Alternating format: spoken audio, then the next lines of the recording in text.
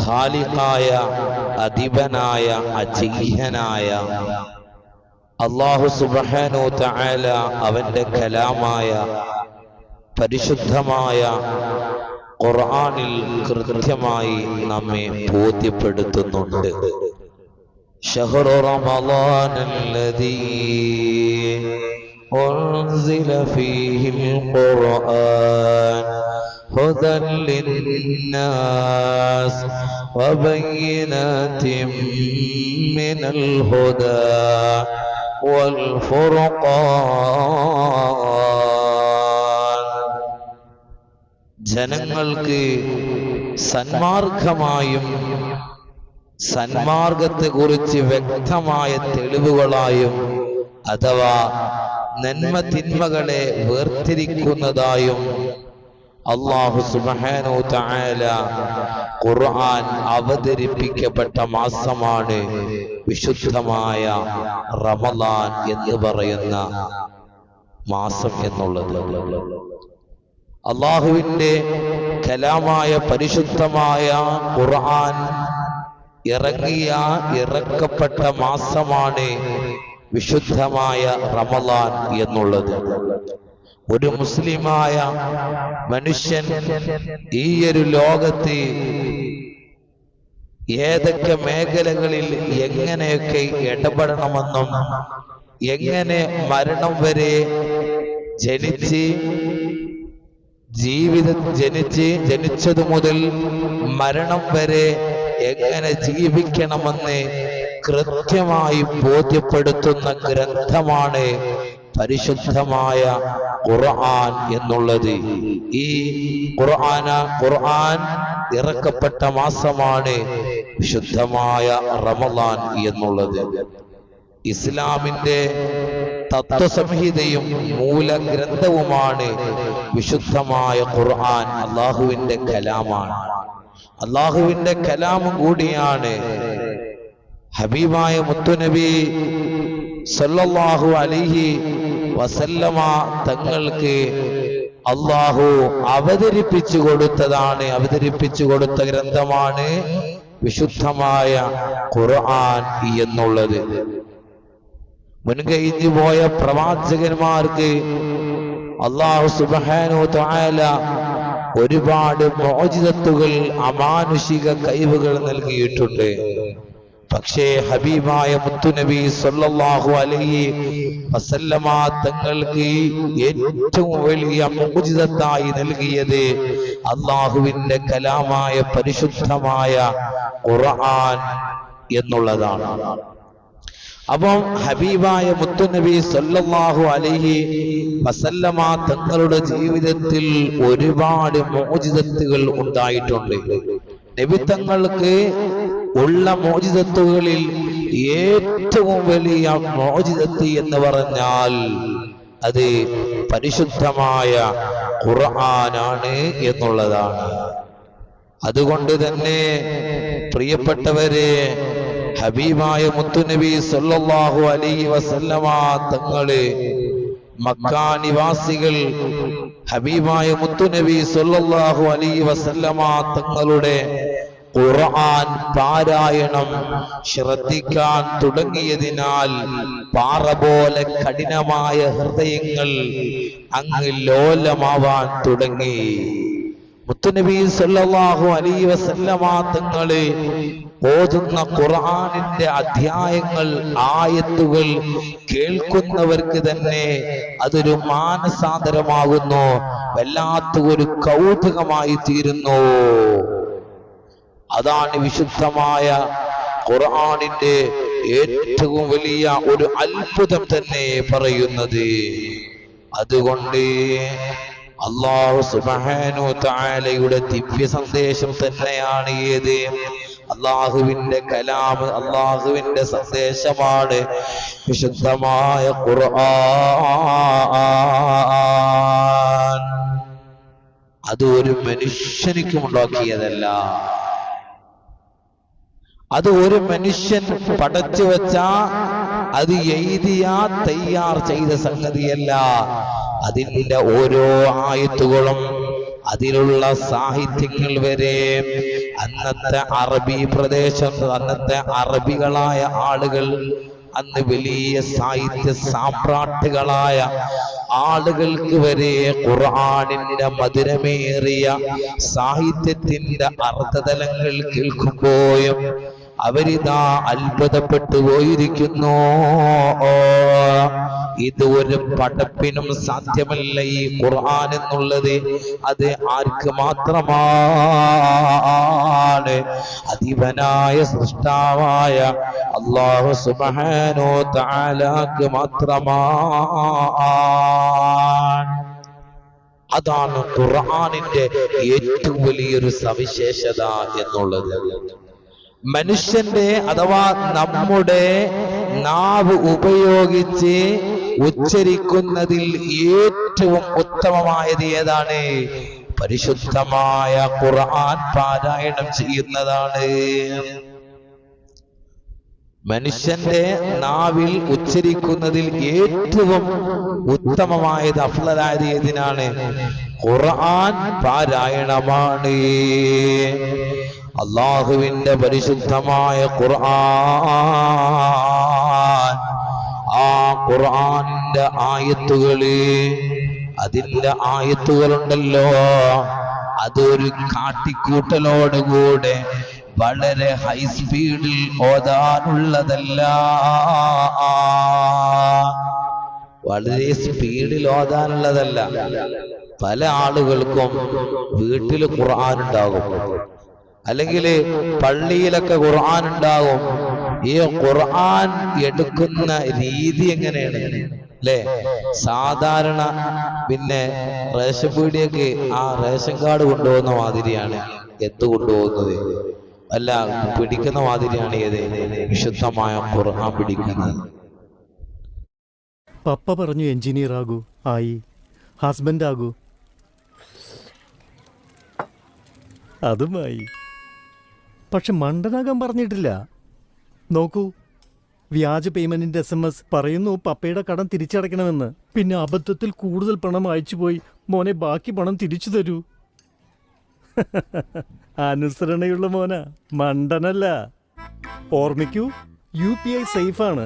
പക്ഷെ ആരെങ്കിലും ഇങ്ങനെ മണ്ടനാക്കിയാൽ പറയൂ, ഞാൻ മണ്ടനല്ല.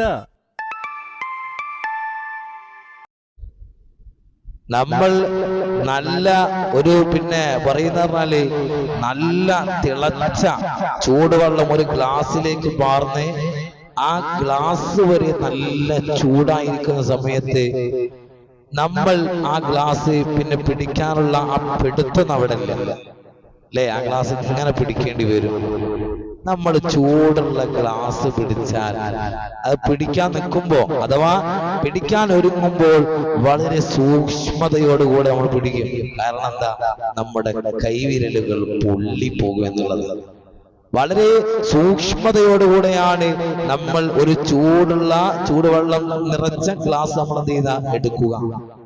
വളരെ കെയർ ചെയ്തുകൊണ്ട് ശ്രദ്ധിച്ചായിരിക്കും നമ്മൾ കുടിക്കുക, അല്ലെങ്കിൽ മറ്റുള്ളവർ കൊണ്ടുപോവുക. അള്ളാഹുവിന്റെ കലാമാണല്ലോ എന്ന ബോധം ആളുകൾക്കില്ലാതെയായി പോകുന്നു.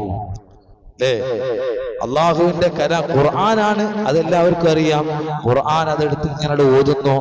അത് കഴിഞ്ഞ് ചില ആളുകള് അത് അവരിയ്ക്കുന്ന അതേ ആ ഒരു പിന്നെ വിരിയിൽ, അതേ ഇരുത്തത്തിൽ, അതേ പാതയിൽ തന്നെ അവര് ഖുർആൻ ഒരു ഉയരം കൊടുക്കാതെ ഖുർആൻ അവർ എവിടെയാണ് ഇരിക്കുന്നത് ആ ഇരുന്ന ആ തറയിൽ തന്നെ നേരെ ഖുർആൻ വെക്കുന്ന ആളുകളുണ്ട്. നമ്മൾ ഖുർആൻ ലേശമൊന്ന് ഉയർത്തിയിട്ടാണ് ഓതേണ്ടത്. നമ്മൾ ഇരിക്കുന്ന ആ ഒരു ഇരുത്തവും ഖുർആനിന്റെ നേരെ സെയിമാവാൻ പാടില്ല. നമ്മൾ ഇരിക്കുമ്പോൾ ഖുർആനിനെ അല്പം പൊക്കണം. അതുപോലെ ഖുർആൻ നമ്മൾ എടുക്കുമ്പോൾ വുളു വേണം, അത് ശരിയാണ്. വുളു ഇല്ലാതെ ഖുർആൻ ഓതാൻ പോലും പാടില്ല. ഖുർആൻ നമ്മൾ അത് ഓതാൻ വേണ്ടി നമ്മൾ എടുത്തു കൊണ്ടുവരുമ്പോൾ എത്രയോ ആളുകളുണ്ടല്ലോ, ചില ആളുകളുണ്ടല്ലോ ഖുർആൻ അരക്ക് കീപ്പോട്ടെ താഴ്ത്തിയിട്ട് പിടിച്ചു കൊണ്ടുപോകുന്നത് അത് പാടില്ല കേട്ടോ. ഖുർആനിന്റെ ശാപം ലഭിക്കുമെന്നാൽ അല്ലാഹുവിന്റെ കലാമായ പരിശുദ്ധമായ ഖുർആൻ, ഈ ഖുർആൻ അനുസരിച്ചുകൊണ്ടാണ് ഇന്നിന്റെ ഈ ലോകത്തുള്ള കോടാനുകോടി വരുന്ന മുസ്ലിമീങ്ങൾ ജീവിച്ചു പോരുന്നത്. അതുകൊണ്ട് ഖുർആൻ അത് ചെറിയ കാര്യമല്ല. ഖുർആൻ എന്ന് പറയുന്ന ഗ്രന്ഥത്തെ അതിയായി നമ്മൾ ആദരിക്കണം, ബഹുമാനിക്കണം. നമ്മൾ നന്നായി ബഹുമാനിക്കണം. ചില ആളുകളുടെ വീട്ടില് യാസീൻ സൂറത്ത് മാത്രം അടങ്ങിയ പിന്നെ ഒരു കിതാബ് ഉണ്ടാവും. ഖുർആന്റെ എല്ലാ സൂറത്തുകളും ഉണ്ടാവൂല, പിന്നെ യാസീൻ സൂറത്തുകൾ മാത്രമല്ല ഉണ്ടാവും. അല്ലെങ്കിൽ പള്ളിയില് സൂറത്തുൽ കഹ്ഫ്, അൽ കഹ്ഫ് സൂറത്ത് മാത്രമുള്ള പിന്നെ കിതാബ് ഉണ്ടാവും. അതുപോലെ സൂറത്തുൽ മുൽക്ക്, റഹ്മാന്, സജ്ദ, വാഖിയ ഇങ്ങനെ തുടങ്ങിയുള്ള പ്രത്യേകമായി എല്ലാ ദിവസവും ചൊല്ലേണ്ട സൂറത്തുകൾ അടങ്ങിയ പിന്നെ കിതാബുകൾ വീട്ടിലുണ്ടാവും. ഇവിടെ ഞാൻ പറയുന്നത്, ഇപ്പൊ ഉദാഹരണം പറയുകയാണെങ്കിൽ യാസീൻ സൂറത്തുള്ള മാത്രം ഒരു കിതാബ് അത് എടുക്കുന്ന ചില ആളുകളുടെ രീതി ഉണ്ട്. എന്താണ്, ഇത് ഖുർആനൊന്നല്ലല്ലോ, ഒരു യാസീൻ സൂറത്ത് മാത്രമല്ലേ, അപ്പൊ ഇത് എങ്ങനെ ഓതാം, എങ്ങനെയും ഇതിനെ ഒരു എവിടെയും വെക്കാം, ഏത് കിതാബിന്റെ പിന്നെ മറ്റുള്ള പുസ്തകത്തിന്റെ അടിയിലൊക്കെ വെക്കാം, കാരണം ഇത് ഖുർആനല്ലല്ലോ, ഖുർആനുള്ള ഒരു യാസീൻ സൂറത്ത് മാത്രല്ലേ എന്ന് കാണുന്ന ആളുകളാണ്. ബിസ്മില്ലാഹിർ റഹ്മാനിർ റഹീം എന്നതുവരെ ഒരു കടലാസിലുണ്ടെങ്കിൽ ആ കടലാസ് നിലത്തിട്ടാലും അല്ലെങ്കിൽ മറ്റു കിതാബുകളുടെ മറ്റു പുസ്തകങ്ങളുടെ അടിയിലാണെങ്കിലോ അത് നമ്മൾ ബഹുമാനിക്കേണ്ടി വരും. നല്ല ബഹുമാനം കൊടുക്കണം നമ്മള്. പള്ളികളിലൊക്കെ അൽ കഹ്ഫ് സൂറത്ത് മാത്രം അടങ്ങിയ കിതാബ് ഉണ്ടാവും. അപ്പൊ അത് നമ്മള് ഒരു ബഹുമാനം കൊടുക്കാതെ ഒറ്റ എടുക്കലാണ്. എടുത്തിട്ട് അത് തൂക്കി പിടിച്ചാണ് എന്ത് ചെയ്യാൻ നടക്കുക. പാടില്ല. കാരണം എന്താണ്, അള്ളാഹുവിന്റെ കലാമായ പരിശുദ്ധമായ ഖുർആനിലുള്ള ഒരു സൂറത്താണത് അല്ലേ. ആ സൂറത്തും അതിലുള്ള ആയത്തുകളും ആരുടെ കലാമാണ്? അള്ളാഹുവിന്റെ കലാമാണ്. അതുകൊണ്ട് ഖുർആനിനോട് വല്ലാത്ത റെസ്പെക്ട് വേണം. ഒരാള് ഖുർആൻ പിടിച്ചുകൊണ്ട് നമ്മുടെ അരികിലൂടെ നടന്നു പോവുകയാണെങ്കിൽ വരെ അതിനെ നമ്മൾ എണീറ്റ് നിന്ന് ബഹുമാനിക്കണോ എന്ന് നമ്മെ പഠിപ്പിക്കുന്നുണ്ട്. അല്ലാഹു സുബ്ഹാനഹു വ തആല ഖുർആനിനെ വേണ്ടതുപോലെ ബഹുമാനിക്കാൻ അല്ലാഹു നമുക്ക് തൗഫീഖ് നൽകട്ടെ. ഇനി അടുത്തത് മറ്റൊരു കാര്യം ഉണർത്താനുള്ളത്, ഖുർആൻ ഓതുമ്പോൾ അതിന്റെ ഓരോ ഹർഫുകളും ഓരോ ഹർഫ് രൂപപ്പെടുന്ന മഖ്റജുകളും കൃത്യമാവണം. എങ്ങനെയെങ്കിലും തെറ്റുകയാണെങ്കിൽ തെറ്റിക്കോട്ടെ എന്ന് വിചാരിച്ചുകൊണ്ട് ഖുർആനിന്റെ ആയത്തുകളെ വികലമാക്കാൻ പാടില്ല. ഖുർആനിന്റെ തജ്വീദ് നിയമത്തോടെ ഖുർആനിലുള്ള പിന്നെ ഹർഫുകള് അതിന്റെ മഖ്റജിന്റെ കൃത്യമായ മഖ്റജോട് കൂടെ നമ്മൾ ഓതണം. അല്ലാതെ നമ്മൾ ഓതാൻ പാടില്ല. പ്രിയപ്പെട്ടവരെ, ഇന്നിന്റെ കാലത്ത് ഖുർആൻ നല്ല രൂപത്തിൽ ഓതാൻ കഴിയുന്ന ആളുകൾ വരെ വളരെ വിരളമാണ്. ഖുർആൻ ശ്രദ്ധയോടെ മഖ്റജോട് കൂടെ ഓതുന്ന ആളുകള് വളരെ കുറവാണ്, വളരെ വിരളമാണ്. അതുകൊണ്ട് ജനങ്ങളുടെ അഥവാ നമ്മുടെയൊക്കെ എല്ലാ ദിവസവും നമ്മൾ ഖുർആൻ പാരായണവും അതുപോലെ തന്നെ ഇസ്ലാമിന്റെ സംസ്കാരവും നമ്മുടെ സ്വഭാവത്തിൽ നിന്ന് ഖുർആനിക സ്വഭാവവും നഷ്ടമായിരിക്കുന്നു. ഖിയാമത്ത് നാളിന്റെ അടയാളമാണ് എന്ത്? ഖിയാമത്ത് നാള് അടയാളാണ് എന്ത്? ഇബാദത്തുകൾ വർദ്ധിക്കും. എന്നിങ്ങനെ നിസ്കാരങ്ങളൊക്കെ എല്ലാവർക്കും ഉണ്ടാവും, കാര്യങ്ങളൊക്കെ അതിന്റെ മുറ പോലെ നടക്കും അല്ലെ. നിസ്കാരത്തിന് നിസ്കാരമുണ്ട്, ദിക്റുണ്ട്, മജ്‌ലിസുണ്ട്, പരിപാടികളുണ്ട്. പക്ഷെ എന്തുണ്ടാവൂല? നല്ല മനസാന്നിധ്യം ഉണ്ടാവൂല. ഇത് അല്ലാഹ് കബൂലാക്കണമെന്നുള്ള തോന്നലുണ്ടാവൂല. ളുഹറാണെങ്കിൽ അത് ളുഹറങ്ങ് നിസ്കരിച്ചു പോവും, അല്ലാഹ് കബൂലാക്കിയോ എന്ന പേടിയുണ്ടാവില്ല. നിസ്കാരം മറ്റുള്ള കാര്യങ്ങളുണ്ടാവും, പക്ഷേ ഒരു കാര്യം ഉണ്ടാവൂല, ഒരു കാര്യം ഉണ്ടാവുകയില്ല. എന്താണത്? അള്ളാഹുവിന്റെ കലാമായ പരിശുദ്ധമായ ഖുർആൻ ഓതുന്ന മനുഷ്യന്മാര് ഉണ്ടാവുകയില്ല. അത് ഖിയാമത്ത് നാളിന്റെ അടയാളമാണ്. പ്രിയപ്പെട്ടവരെ, വിശുദ്ധമായ ഖുർആനിന്റെ വാർഷികമാണ്. വിശുദ്ധമായ ഖുർആൻ ഇറക്കപ്പെട്ട മാസമാണ് വിശുദ്ധമായ റമളാൻ. നമ്മളൊന്ന് ആലോചിക്കണം. ഇന്ന് വിശുദ്ധമായ റമളാനിന്റെ ദിവസം 8 ദിവസമായല്ലോ. ഓർക്കണം, നമ്മളൊന്ന് ആത്മവിചിന്തനം നടത്തണം. ഇത്ര ദിവസമായിട്ടും ഖുർആനിലെ ഒരു പേജങ്ങ് മറിച്ച് ഓതിയോ ഒന്ന് നമ്മൾ ചിന്തിക്കേണ്ടതുണ്ട്. ആത്മവിചിന്തനം നമ്മൾ നടത്തേണ്ടതുണ്ട്. ഒരു ജുസ്അെങ്കിലും നമ്മൾ ഓതിയിട്ടുണ്ടോ? അല്ലെങ്കിൽ ഖുർആനിൽ ഒരു പേജെങ്കിലും നമ്മൾ ഓതാൻ നോക്കിയിട്ടുണ്ടോ? വലിയ അപകടമാണ്.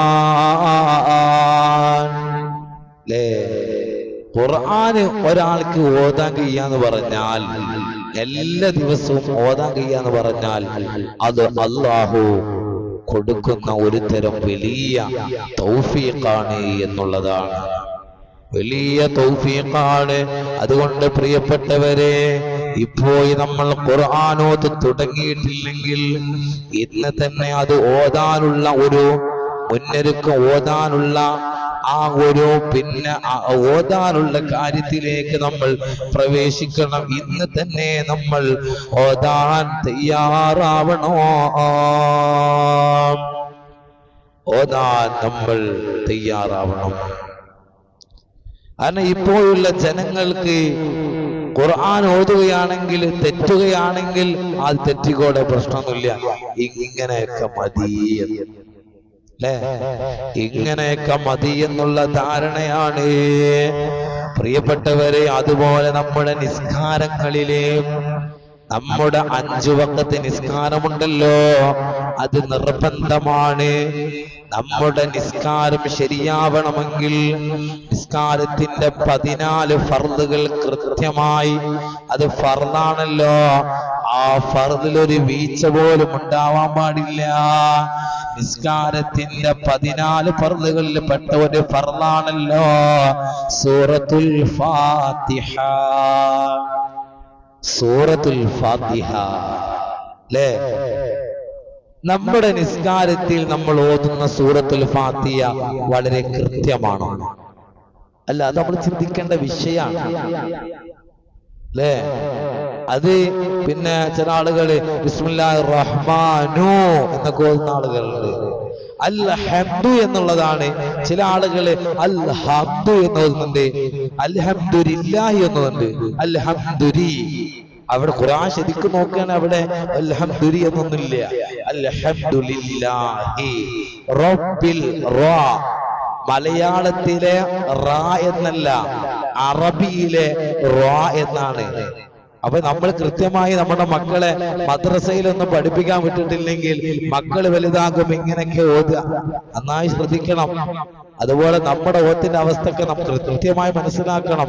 അതുകൊണ്ട് ഇപ്പൊ യൂട്യൂബിലും മറ്റുള്ള കാര്യങ്ങളിലൊക്കെ ശരിക്കും പറഞ്ഞാല് പിന്നെ സൂറത്തുൽ ഫാത്തിഹ കൃത്യമായി കേൾക്കുക, എങ്ങനെ ഇതൊക്കെ ഓതുന്നത്, അത് കേട്ടുകൊണ്ട് അതിന്റെ കൂടെ ഓതി കൃത്യമായി നമ്മൾ പ്രാക്ടീസ് ചെയ്തുകൊണ്ട് ഇതിന്റെ മഖ്റജ് കൃത്യമായി വരുന്ന കൃത്യമായി പഠിച്ച് സൂറത്തുൽ ഫാത്തിഹ എന്ന് പറയുന്ന ആ മഹത്തരമായ സൂറത്തിനെ ഫർളായ നിസ്കാരത്തിൽ ഫർളായ സൂറത്തുൽ ഫാത്തിഹയെ കൃത്യമായി ശരിപ്പെടുത്തുക.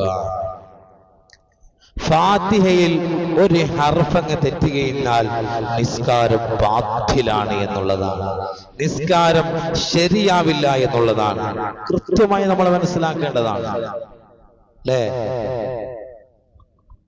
അതുപോലെ ഒരുപാട് തെറ്റുകളുണ്ട്. സൂറത്തുൽ ഫാത്തിഹ തന്നെ ഒരു വിഷയമായിട്ട് നമുക്ക് എടുക്കാം. ഇൻഷാ അല്ലാഹ് പിന്നീട് നമുക്കത് ചിന്തിക്കാവുന്നതാണ്. ഞാൻ പറയുന്നത് ഖുർആനിന്റെ ഓരോ ആയത്തുകളെ അത് പിന്നെ അള്ളാഹ് സ്വീകരിക്കുന്ന കോലത്തിലാകണമെങ്കിൽ അതിന്റെ തനതായ മഖ്റജോട് കൂടെ നമ്മൾ കൃത്യമായി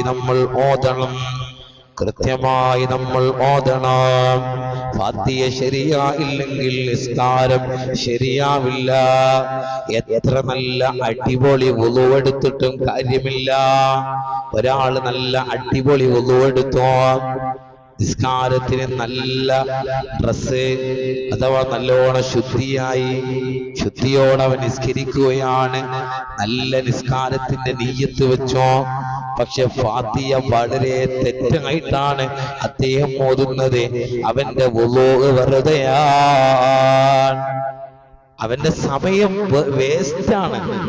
അതുകൊണ്ട് നിസ്കാരത്തിലെ ഫർളായ കാര്യങ്ങള് ആ 14 ഫർളുകള് കൃത്യമാണോ എന്ന് നമ്മൾ നോക്കേണ്ടതുണ്ട്. അല്ലാഹു സുബ്ഹാനഹു തആല നാം നിസ്കരിച്ച നിസ്കാരങ്ങള് വല്ല പോരായ്മകളും വന്നു പോയിട്ടുണ്ടെങ്കിൽ അതെല്ലാം പരിഹരിച്ചുകൊണ്ട് അല്ലാഹു നമ്മിൽ നിന്ന് ഖബൂൽ ചെയ്യട്ടെ.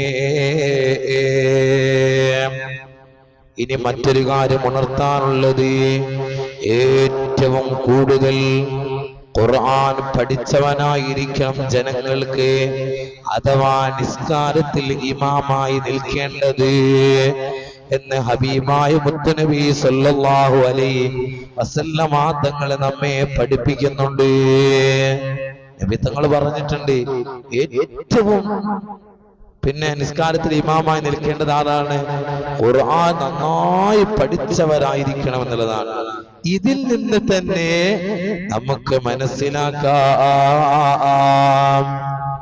നമുക്ക് മനസ്സിലാക്കാം എന്ത്?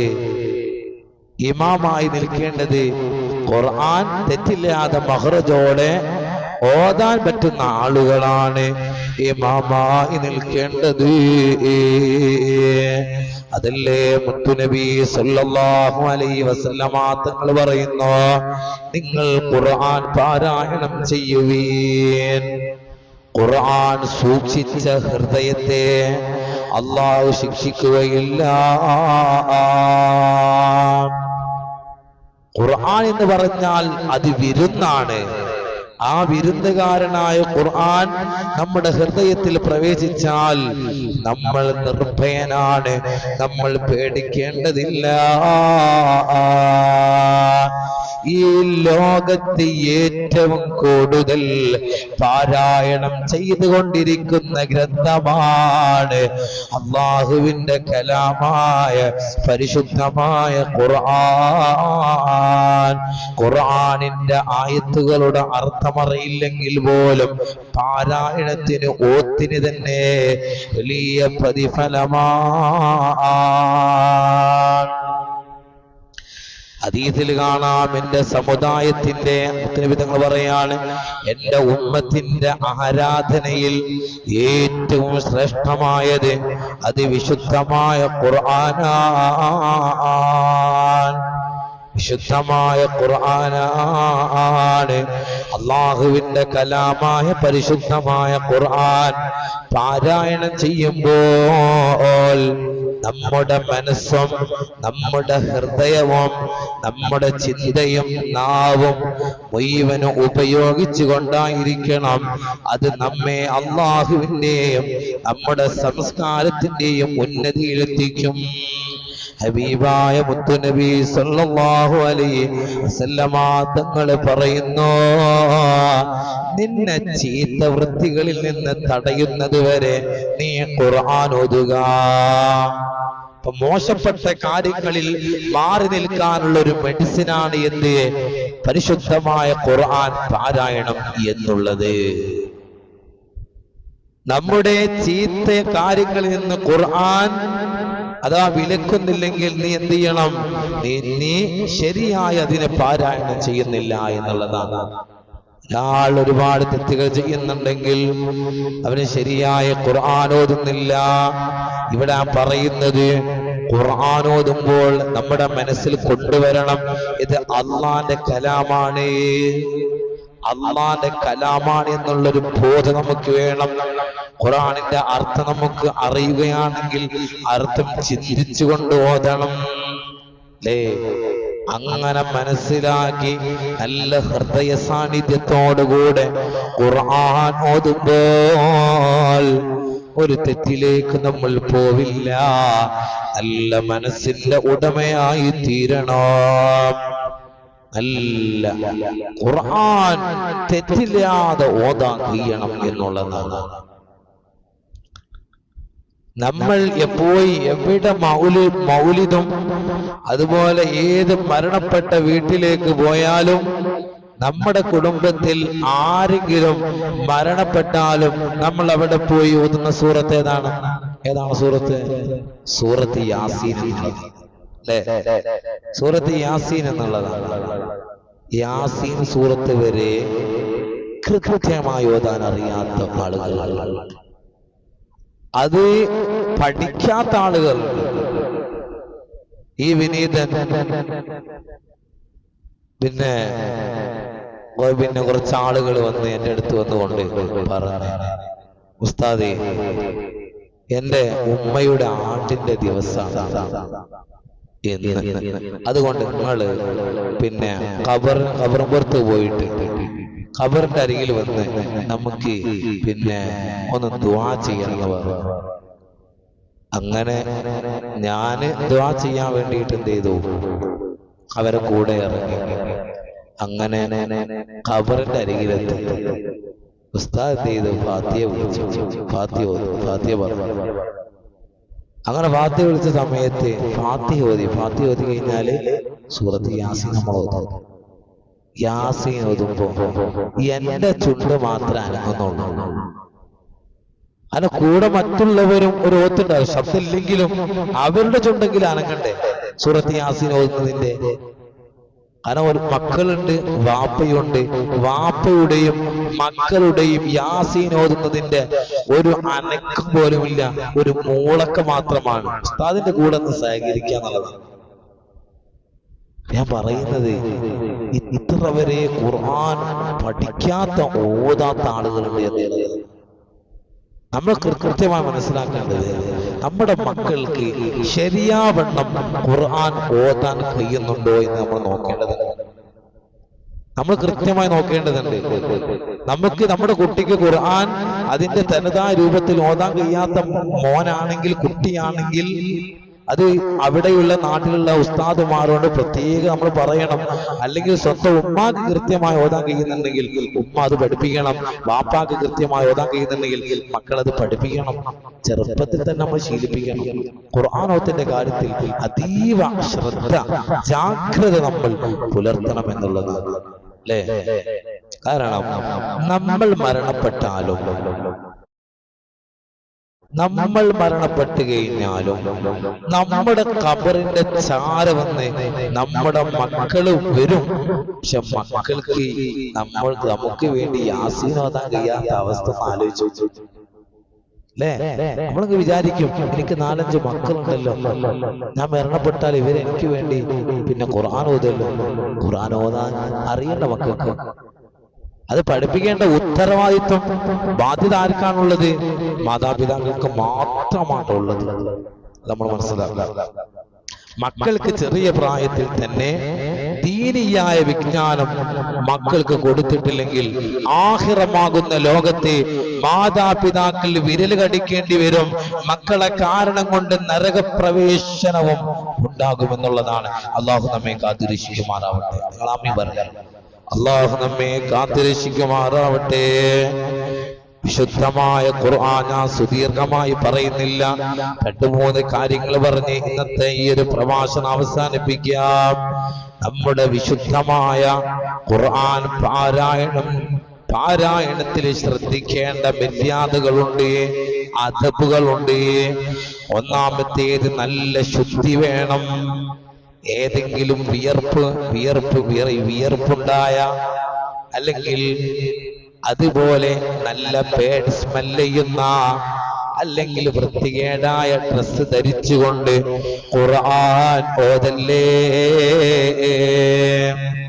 നല്ല ശുദ്ധിയോടെ ഖിബിലക്ക് മുന്നിട്ടുകൊണ്ട് ബഹുമാനത്തോടെ ഇരിക്കണം. നമ്മള് ചാരിയിരുന്ന് കിടന്ന് കാല് നീട്ടിക്കൊണ്ട് ഇങ്ങനെ ഖുർആൻ ഓതല്ലേ. കിടന്നോത്, കാല് നീട്ടിക്കൊണ്ട് ചാരിന്നോത്. ഇവൻ പിന്നെ പിടിച്ചിരിക്കുന്നത് അള്ളാന്റെ കലാമായ ഖുർആനാണെന്ന ബോധം അവനക്ക് വേണ്ടേ? ആ ബോധം നമുക്ക് വേണം. അള്ളാന്റെ കലാമാണ് എന്നുള്ള വലിയൊരു ബോധം നമുക്കുണ്ടെങ്കിൽ നമ്മൾ കിടന്നോതുമോ? ഒരിക്കലും ഇല്ല. ചാരി നിന്നോതുമോ? നല്ല ശുദ്ധിയോടെ ഖിബിലക്ക് മുന്നിട്ടുകൊണ്ട് നല്ല അതിന്റെ ബഹുമാന്യതയോടെ നമ്മൾ ഓതുമല്ലോ. അങ്ങനെയാണ് ചാരി നിന്ന് നമ്മൾ എന്ത് ചെയ്യാന്നുണ്ടെങ്കിലും, ഇപ്പൊ ചാരി നിന്ന് പഠിക്കാന്നുണ്ടെങ്കിലും നമ്മൾ ഓതുകയാണെങ്കിലും നമുക്ക് ഒരു തരം ഒരു വൈമനസ്യം, ഒരു പ്രയാസം, ഒരു മടുപ്പ്, ഒരു ഉറക്കം തൂങ്ങുന്ന ഒരു അവസ്ഥയിലേക്ക് നീങ്ങുന്നുള്ളതാണ്.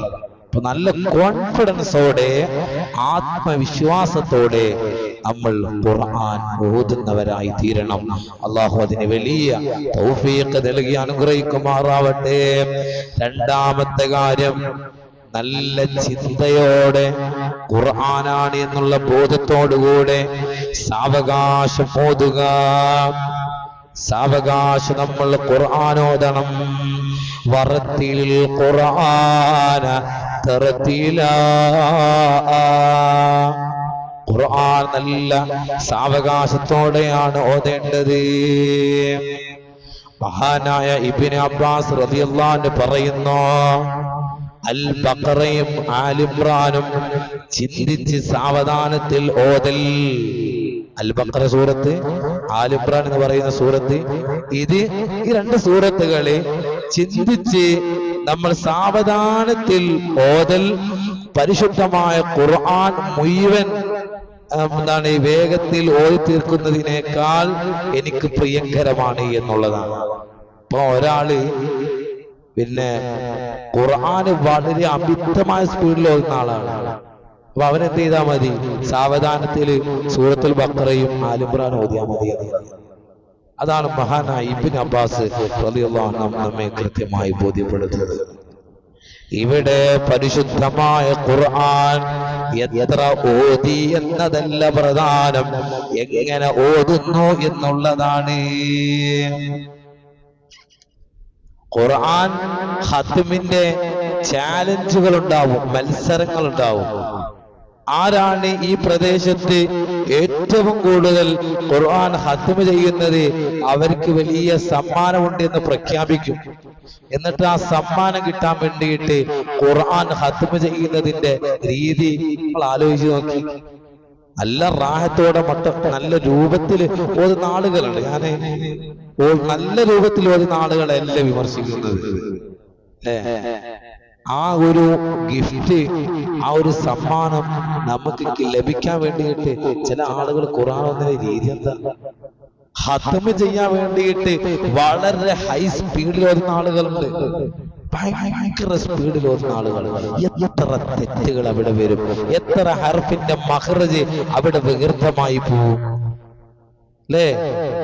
ശരിക്കും വളരെ ഒരു അലങ്കോലമായി സ്പീഡിൽ ഓതുന്ന ഒരാളാണെങ്കിൽ അവനെന്ത് ചെയ്താൽ മതി അറിയാം? ഖുർആൻ ഓതാതിരിക്കലാണ് ഏറ്റവും നല്ലത് എന്നുള്ളത്. ഏറ്റവും നല്ലത് ഏതാണ്? ഖുർആൻ ഓതാതിരിക്കലാണ്. കാരണം ഇങ്ങനെ ഹൈ സ്പീഡിൽ ഖുർആൻ ഓതിക്കഴിഞ്ഞാല് ഒരുപാട് തെറ്റുകൾ അവിടെ വരും. ഖുർആൻ അവനെ ശപിക്കുമെന്നുള്ളതാണ്. അതുകൊണ്ട് ഖുർആൻ ഓതുന്നത് നല്ല സാവധാനത്തോടെ നല്ല ചിന്ത കൊടുത്ത് ഓതണം. അതുപോലെ ഖുർആനിന്റെ അർത്ഥങ്ങൾ അറിയുന്ന ആളുകള്, ഖുർആൻ താക്കീത് ചെയ്ത മുന്നറിയിപ്പുകള് അത് ചിന്തിക്കണം. അതിൽ നാം വരുത്തിയ വീഴ്ചകളെ നമ്മൾ ഓർമ്മിക്കണം. അതുപോലെ ശിക്ഷയുടെ ആയത്തുകൾ വരുമ്പോൾ ശിക്ഷയുടെ ആയത്തുകൾ വരുമ്പോൾ നമ്മൾ എന്ത് ചെയ്യണം? അതൊക്കെ നമ്മൾ ആലോചിക്കണം എന്നുള്ളതാണ്. ഇവിടെ മഹാനരായ ഉമർ റളിയല്ലാഹു അൻഹു എന്നവര് ശിക്ഷയുടെ ആയത്ത് അഥവാ ശിക്ഷയുടെ ആയത്ത് എന്ന അർത്ഥം വരുന്ന ഖുർആനിന്റെ ആ ഒരു സൂക്തം കേട്ടപ്പോൾ ഉമർ റളിയല്ലാഹു അൻഹു ഒട്ടകപ്പുറത്തു നിന്നും ബോധരഹിതനായി നിലം പതിക്കുകയുണ്ടായി. അത്രയും ഗൗരവമാണ്. ഇപ്പൊ ഖുർആൻ ഇന്നാലിന്റെ കാര്യങ്ങൾ അത് വിലക്കിയിട്ടുണ്ടെങ്കിൽ അത് നമ്മൾ ചിന്തിക്കണം. ചിന്തിച്ചുകൊണ്ട് നമ്മൾ അത് ചെയ്തിട്ടുണ്ടോ, അങ്ങനെ തെറ്റ് ചെയ്തിട്ടുണ്ടെങ്കിൽ അത് ഓർമ്മിക്കുകയും വേണം. അർത്ഥം അറിയുന്നവർക്ക് ഏറ്റവും വലിയ ഭാഗ്യമാണ് ഖുർആന്റെ ആയത്തിന്റെ അർത്ഥങ്ങൾ അറിഞ്ഞാൽ. അല്ലെങ്കിലും ഈ പ്രധാനപ്പെട്ട സൂറത്തുകളുടെയും വദ്ദുഹ സൂറത്ത് ദുഹ, ആ സൂറത്തുകളുടെയൊക്കെ താഴെ വരുന്ന സൂറത്തുകളുടെയൊക്കെ അർത്ഥം കൃത്യമായി പഠിക്കല് എന്താണ് നല്ലതാണ് അല്ലേ? ഇതിന്റെ അർത്ഥങ്ങളൊക്കെ ഏകദേശം സൂറത്തുകളുടെയൊക്കെ അർത്ഥങ്ങൾ അറിയാമെന്നാല് വലിയ കാര്യമാണ് എന്നുള്ളതാണ്. അതുപോലെ നാലാമത്തേത് ഖുർആൻ ഓതുമ്പോൾ തുടക്കത്തിൽ ഔദും അതുപോലെ ബിസ്മിയും ഓതണം. അതുപോലെ സജിദയുടെ ആയത്ത് ഓതിയാൽ സുജൂദ് ചെയ്യണം. ശിക്ഷയുടെ ആയത്തുകൾ ഓതുമ്പോൾ കാവൽ തേടുകയും ചെയ്യണം. ഇതൊക്കെ ഖുർആൻ ഓതുമ്പോഴുള്ള ശ്രദ്ധിക്കേണ്ട കാര്യങ്ങളാണ്. അഞ്ചാമത്തേത് ഭംഗിയുള്ള ശബ്ദത്തിലും നല്ല ശൈലിയിലും പാരായണം ചെയ്യണം. പ്രസംഗ രൂപത്തില് പാട്ട് രൂപത്തിലൊന്നും ഖുർആൻ ഓതാൻ പാടില്ല. ഖുർആൻ ഓതുന്നതിന്റെ ഒരു ശൈലി ഉണ്ടല്ലോ അല്ലേ? ബിസ്മില്ലാഹിർ റഹ്മാനിർ റഹീം, നല്ല ശബ്ദത്തോടുകൂടെ നല്ല ശൈലിയോടുകൂടെ ഖുർആൻ പാരായണം ചെയ്യണമെന്നുള്ളതാണ്. ഹബീബായ മുത്തുനബി സല്ലല്ലാഹു അലൈഹി വസല്ലമ തങ്ങളെ പറഞ്ഞതായി അബൂ ഹുറൈറ റളിയല്ലാഹു അൻഹു പറയുന്നു, നിങ്ങളുടെ വീടുകളെ നിങ്ങൾ ശ്മശാനങ്ങളാക്കരുത് എന്നിട്ട് പറയുന്നു. സൂറത്ത് അഥവാ ഖുർആനിലെ അൽ-ബഖറ, സൂറത്തുൽ ബഖറ ഒരാള് അദ്ദേഹത്തിന്റെ വീട്ടിൽ നിന്ന് പാരായണം ചെയ്താൽ അവന്റെ വീട്ടിൽ നിന്ന് പിശാചുക്കള് അകലുന്നതാണ്. അറിവിന്റെ ആയിയാണ് വിശുദ്ധമായ ഖുർആൻ. നമ്മുടെ വിശ്വാസം ദൃഢമാകാനും പൈശാചികതയ്ക്ക് തടയിടാൻ കഴിയുന്നതും അത് ഖുർആനിലൂടെ മാത്രമാണ്. നമ്മുടെ ഹൃദയം ശുദ്ധമാകുന്നതോ ഇബ്ലീസ് ഭയപ്പെടുന്നതോ ഖുർആനിക ചൈതന്യം അത് ഹൃദയം ഏറ്റുവാങ്ങുമ്പോഴാണ്. അതുകൊണ്ട് ദുനിയാവും ആഖിറവും രക്ഷപ്പെടാൻ ഉതകുന്ന കാര്യമാണ് വിശുദ്ധമായ ഖുർആൻ. അല്ലാഹുവിന്റെ കലാമായ പരിശുദ്ധമായ ഖുർആൻ റമദാനിലെ ആദ്യം ദിവസം മുതൽ അവസാനം വരെ ഒന്നിന് അനേകം ഇരട്ടി പ്രതിഫലം ലഭിക്കുന്നതിനാൽ ഖുർആൻ പാരായണം നമ്മുടെ ജീവിതത്തിൽ എല്ലാ ദിവസവും ഓതുന്ന രീതി നമ്മിൽ ഉണ്ടാവണോ. അതുകൊണ്ട് ഈ ഒരു വിശുദ്ധമായ റമദാന്റെ ഈ ഒരു മാസത്തിൽ തന്നെ നമ്മൾ ഒരു പ്രതിജ്ഞ എടുക്കണം. ഈ റമദാനിലോ റമദാൻ കഴിഞ്ഞത് മുതൽ എല്ലാ ദിവസവും ഖുർആനിൽ നിന്ന് ഒരു പേജെങ്കിലും ഓതുന്ന ശീലം ഞാൻ തീരുമാനിച്ചിരിക്കുന്നു. ഇൻഷാ അല്ലാഹ് അല്ലാഹു നമുക്ക് തൗഫീഖ് നൽകട്ടെ.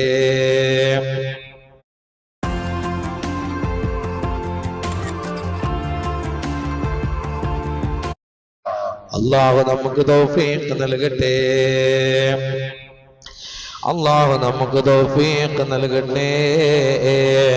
പരിശുദ്ധമായ ഖുർആൻ പാരായണം ചെയ്യപ്പെടുന്ന വീട്ടിൽ, പരിശുദ്ധമായ ഖുർആൻ പാരായണം ചെയ്യുന്ന വീട്ടിലാ ആ വീട്ടിലുള്ള വീട്ടുകാർക്ക് വലിയ വിശാലത ലഭിക്കുകയും നന്മ അധികരിക്കുകയും മലക്കുകൾ ആ വീട്ടിൽ സന്നിഹിതരാവുകയും പിശാചുക്കളെ പുറത്താക്കുകയും ചെയ്യുന്നതാണ്.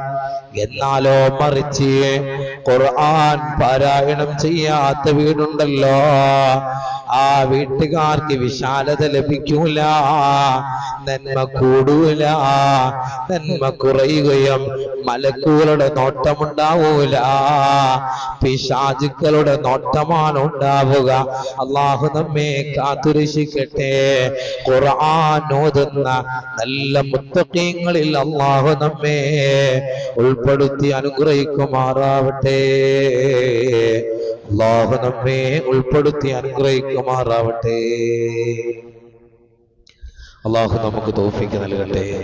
അള്ളാഹു സുബ്ഹാനഹു വ തആല നാം ഈ മജ്ലിസിൽ ചൊല്ലിയതും പറഞ്ഞതും കേട്ടതും അള്ളാഹു നമ്മിൽ നിന്ന് ഖബൂൽ ചെയ്യുമാറാവട്ടെ. ഒരുപാട് ആളുകൾ